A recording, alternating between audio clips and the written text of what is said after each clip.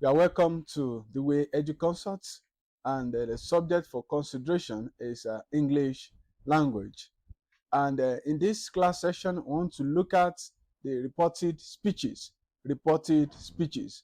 When someone speaks, it is expected that when that statement or expression or command is to be repeated at another time, either by the same person, but usually by another person, that statement is re-echoed, is being said by another person in order to re-establish the information or to remind the people of what has been said earlier. However, there are two ways of presenting the information. We have direct and indirect method. Both will be considered in this class. We're also going to look at the features of each type of reported speech, and then we're also going to solve some questions together along. What is a reported speech? This is a form of speech used to express what another person has said. Just like I explained earlier, someone has uttered a statement, and then someone wants to re-echo, want to remind us, want to say again, if I should use that simpler term, what someone has said earlier. So there are two types. We have the direct, we have the indirect reported speech.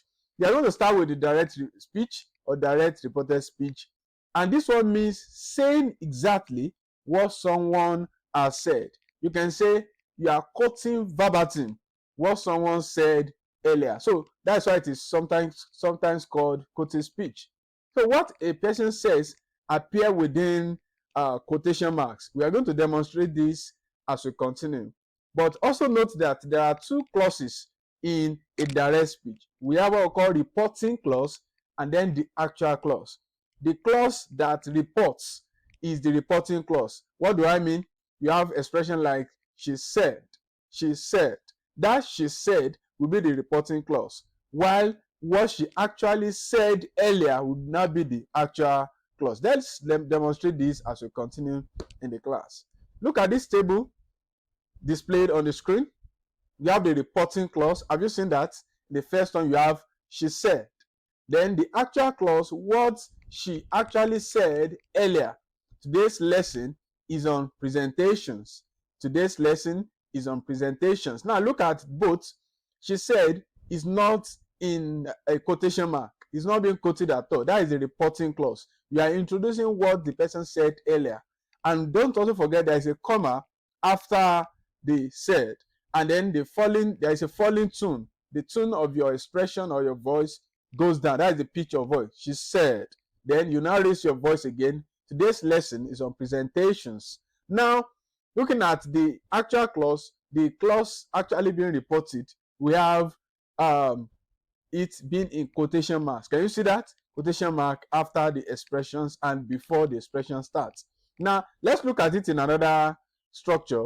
That actual clause could also come first, while you have the reporting clause coming thereafter.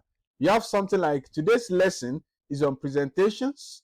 Today's lesson is on presentations. Can you see the punctuation, the quotation marks? Then she said. That is the reporting clause. That one could also come last.